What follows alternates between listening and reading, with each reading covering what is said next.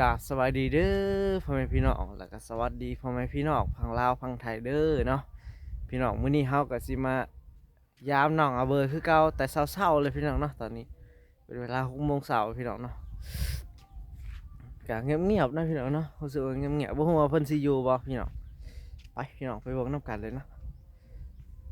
เบ้ยก็เงียบอยู่พี่น้องเนาะเอามายามน้องเพิ่นแต่เช้าพี่น้องแต่ว่าเห็นเกิบอยู่เนาะพี่น้องเนาะ หรือว่าเพิ่นไปใส่พี่น้องเขาว่าเงียบๆอยู่เนาะเห็นแต่นำมาด้านนะพี่น้องเบิ่งแต่เห็นแต่เศร้าๆเลยพี่น้องคนนี้อากาศก็หนาวพี่น้องนี่พี่น้องนำมาด้านเพิ่นก็แล้วเลยเนาะพี่น้องเนาะบ่าวบัวก็บ่ค่อยมีเวลาไปอัปเดตน้องเพิ่นพี่น้องเมื่อวานนี้ก็เอาตัดผมพี่น้องเนาะทีมงานเพิ่นก็บ่เห็นพี่น้องเนาะทีมงานสัญญาเพิ่นไปสิไปเบิ่งอยู่เฮือนพี่น้องว่าเพิ่นนอนอยู่เฮือนบ่ คือสินอนอยู่เฮือนเนาะเห็นเกิบนั่นนะพี่น้องเนาะนี่ได้เลยได้ขันได้พี่น้อง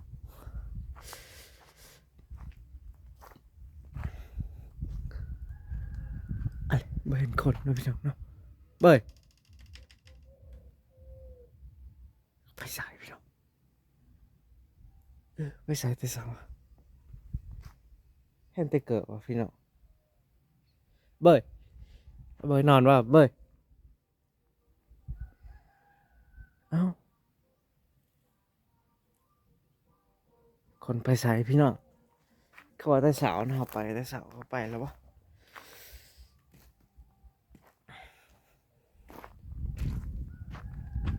เห็นแต่เกิบพี่น้องเลือกเขาไปใส่ว่าสิไปแต่สาวพี่น้องเนาะเออนะพี่น้องเนาะคิดว่าสิมาถามน้องเพิ่นพี่น้องเนาะเขาสิมาถามน้องเพิ่นว่าสิตัดผมบ่อยากได้สั้นๆบ่เนาะเพราะว่าแม่ฮักเพิ่นบอกว่าอยากให้ตัดแบบนี้พี่น้องเนาะเอาเบ้ย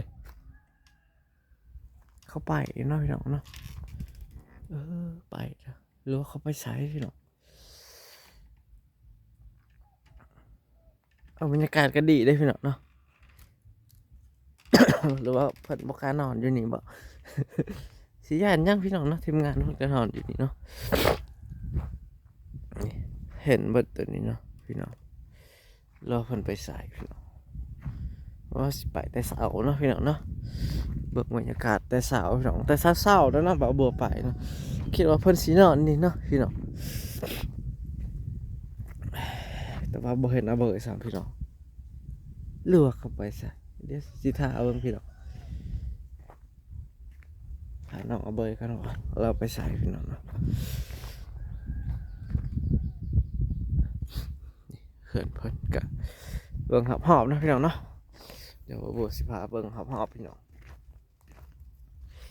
อากาศหนาวพี่น้องเนาะอากาศหนาว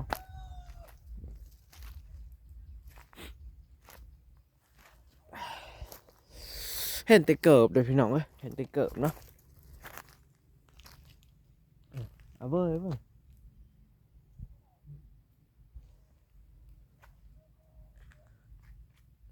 แปลกๆพี่น้องเนาะเอาเบยไปใส่ว่าเอาเบยเอ้ย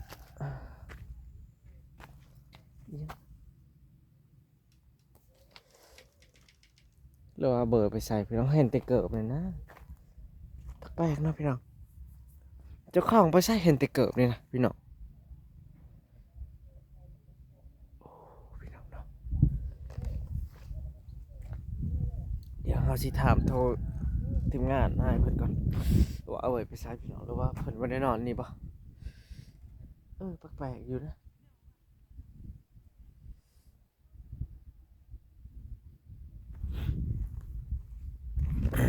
นี่ก็มันเกิดอาเบยแล้วมั้งนี่พี่น้องเนาะนี่หรือว่าเป็นยังพี่น้องก็ไม่ได้เป็นยังเนาะ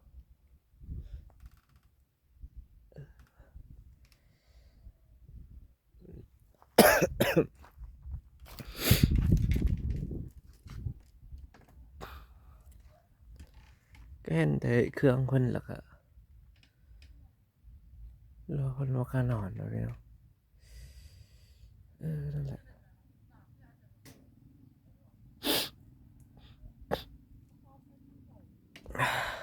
หนาวก็หนาวพี่น้องเนาะ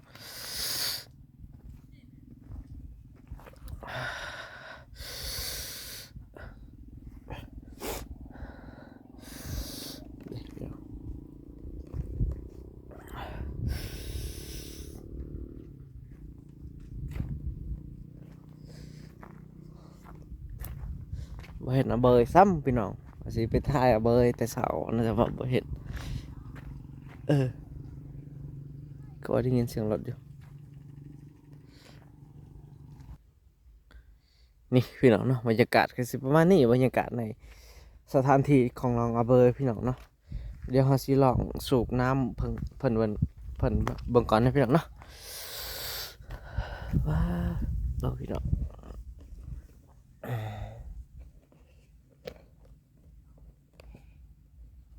แต่สิท่าน้องอาเบยว่าน้องสิอยู่เนี่ยน้องสิออกว่าพี่น้องว้าพี่น้องน้ำออกแบบว่าบ่ต้องดึงหลายพี่น้องน้ำคักอะไรนี่เนาะโอ้พี่น้องคักอะไรน้ำแบบบ่ได้หนักพี่น้องดึงก็น้ำออกเลยพี่น้องเนาะโอ้สุดยอดพี่น้องเนาะสุดยอดอีหลีพี่น้องคักพี่น้องคักบรรยากาศก็ดีพี่น้องเนาะ หรือว่าจังได้พี่น้องเนาะเดี๋ยวเฮาสิโทรถามพี่น้องอันนั้นเนาะเอาเบยกันนะพี่น้องเนาะคือว่าเห็นเฟซเพิ่นอยู่พี่น้องว่าเห็นขนนะพี่น้องเนาะว่าเห็นขนก็งึดอยู่พี่น้องเนาะแต่ว่าก็เห็นเกิบอยู่นะพี่น้องนี่รองเท้าเพิ่นก็อยู่นี่นะเนาะหรือว่าเพิ่นไปใส่พี่น้องเดี๋ยวเบิ่งอันนั้นกันนะเพิ่นไปใส่หรือว่าเพิ่นเอา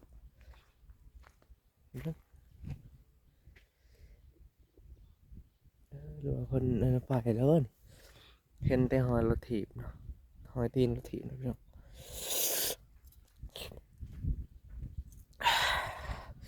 กันนี่สิประมาณนี้พี่น้องเนาะเฮาก็อัปเดตไปซ้ำนี้กันเนาะคิดว่าน้องเพิ่นสิอยู่โอ้ยน่าเสียดายเฮาสิถามน้องเพิ่นอยู่ว่าเฮาสิไปอัปเดตน้องเพิ่นเนาะกึดคือกันว่ามันเป็นจังไดพี่น้องเนาะเห็นแต่เกิดพี่น้องเนาะมันจะเห็นแนวเนี่ยพี่น้องเดี๋ยวเฮาสิโทรถามน้อง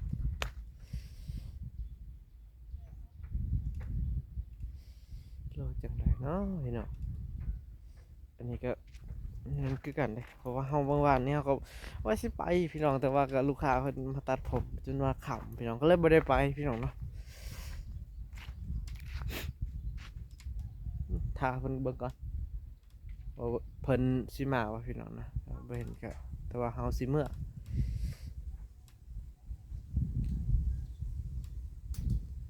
รอทีมงานพาไปแล้วว่าบ่นะคือว่ามีเกิบนี่นะพี่น้องเนาะนี่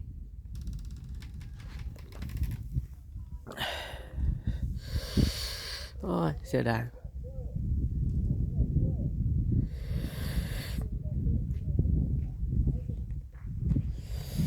เรือเพิ่นไปนอนดีนั่นนี่วะเฮ้ย hello hello my friend ใช่บ่มีเดี๋ยวนี้สิไป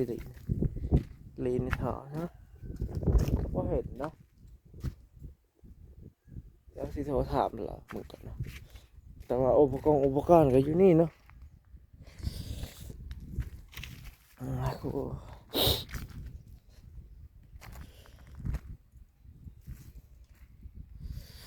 สิประมาณนี้พี่น้องเนาะเฮาก็บ่จักเลยสิอัปเดตหยังพี่น้องเนาะมายามน้องเพิ่นแต่เช้าพี่น้องคิดว่าสิเจอหั่นนะ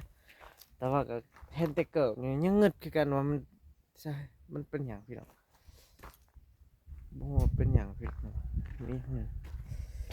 ในคุเขาบ่มีหยังพี่น้องเนาะคุ น้องเพิ่นอยู่ผู้เดียวก็น่าสงสารพี่น้องเนาะก็น่าสงสารหลายพี่น้องเนาะนี่เห็นเนาะนี่ก็บ่นอันนั้นดิ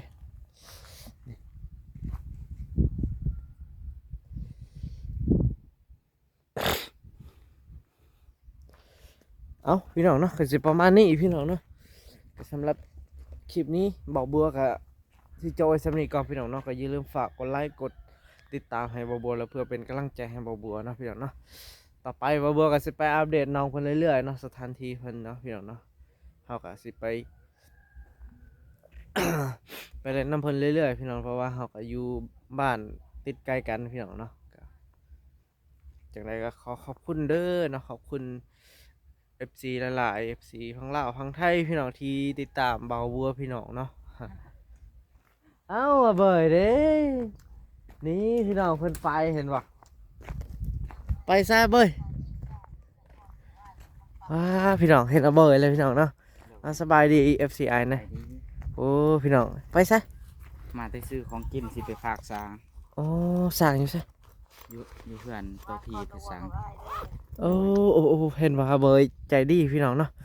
เพิ่นซื้อของกินแล้วสิไปพากช้างเนาะ แม่น ไปใช่กันก็เห็นอยู่เกิดว่าก็ไผนอนนี่ว่าบ่เห็นในเบิ่งโอ้พี่น้องนี่เอาเบยเพิ่นไปซื้ออันน่ะของกินแต่เช้าพี่น้องเนาะเพิ่นดุขนาด กินของเช้า โดยทีมงานเด้ไอ้บ่ล่ะ บ้านเขาเมื่อมาแล้ว จะนอนผู้เดียวเมื่อคืนนี้ แม่น โอ้บ่ฮู้ว่าเขาสิไปริดน้ำเมื่อคืนนี้เขาเลิกงานจนค่ำเมื่อคืนนี้จน หลายคนในลิกจัดเนาะ แม่นโอ้โดยเบิ่งอยู่ว่าห้อยรถถีบหาตีนห้อยรถถีบไปไสวะเห็นแต่เกิบนี่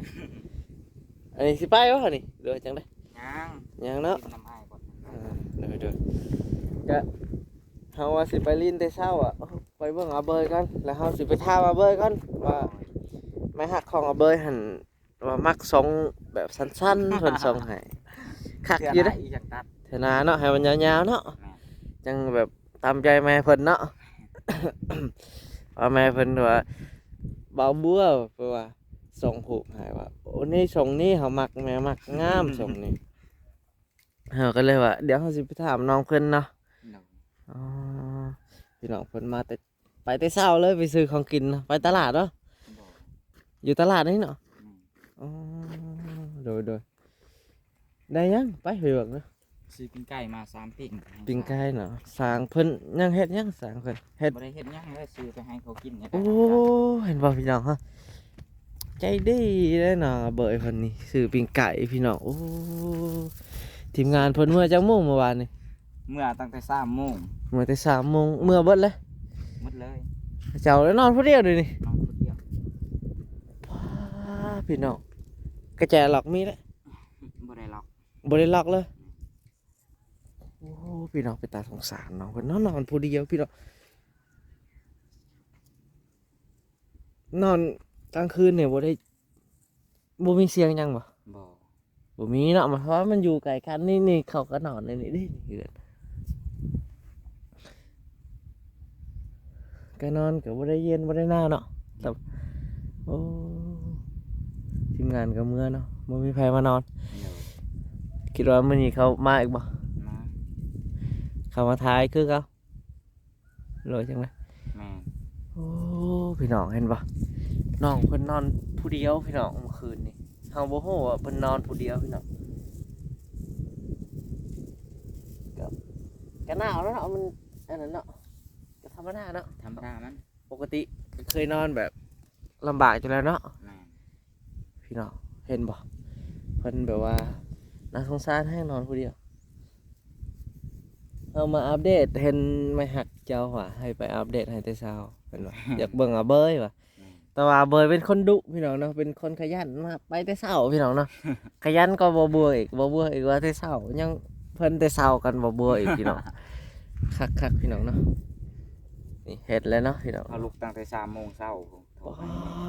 ให้แม่ วทีมงานได้โทรอยู่ปะ บ่เขาบ่ได้โทรหา จังไหนเขาก็มาอยู่ดอก เขามา จังไหนเขามาจังไหนก็บ่ได้ จุดไฟจุดหยังเนาะก็กลางคืนบ่ได้จุดบ่ บ่ โอ้คือบ่จุดไว้เห็นดิปิ่งไว้นะจุดให้มันหอนแน่ แห้งๆสุมหันก่อนสิจูด อ่ะหาฝืนหาหยังมาจูดแบบอันนั้นมันจังเฮานอนจังอันนั้นมันจังบ่เป็นหยังมันจังบ่เย็นหั้นนะเอาง่าย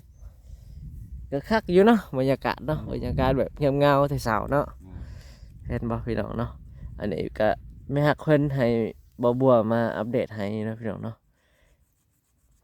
เอ้าจังได๋ก็เจ้าสิไปแล้ววะหรือว่ายัง ยัง ยังเนาะ โดย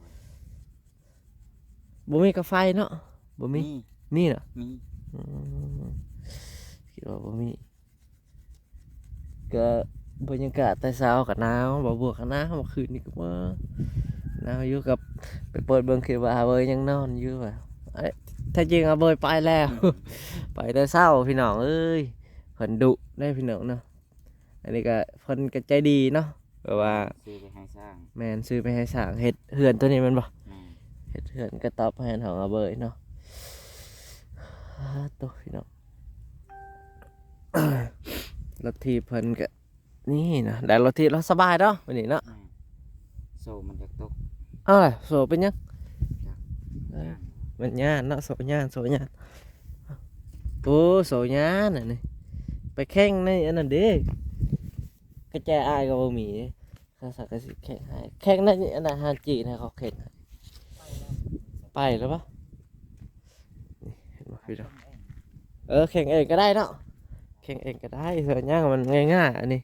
อายยังแข่งเองอันน่ะโสรถจักรเด้บรรยากาศก็เหมาะเจาะเนาะบรรยากาศก็โอ้คักอะลิเห็นบ่พี่น้องเนาะมีแต่เจ้าอันนั้นตอนค่ำๆนี่ก็ฟิงไฟแล้วก็นี่ก็ได้ครับ ก็ไปเบิ้งอยู่ว่าเบอร์ว่าไปไซถ้าจริงเพิ่นกับไปได้เช้าแล้ว ก็สิประมาณนี้พี่น้องเนาะบ่าวบัวมาอัปเดตน้องอาเบยเพิ่นเนาะพี่น้องเนาะเพิ่นแม่ฮักเพิ่นให้ว่าไปอัปเดตให้น้องอาเบยแต่เช้าเด้อว่าอยากเบิ่งอาเบยว่าเราก็เลยไปเนาะพี่น้องเนาะก็สิประมาณนี้พี่น้องก็อย่าลืมฝากกดไลค์กดติดตามให้บ่าวบัวได้เด้อพี่น้องเนาะเพื่อเป็นกำลังใจให้และก็บ่าวบัวก็สิไปอัปเดตน้องอาเบยกันคือเก่าเนาะพี่น้อง เพราะว่าน้องเพิ่นก็นอนผู้เดียวเนาะเอาพี่น้องปิดคลิปก่อนบ๊ายบาย FC ไอ้นี่ บ๊ายบาย บ๊ายบายเนาะ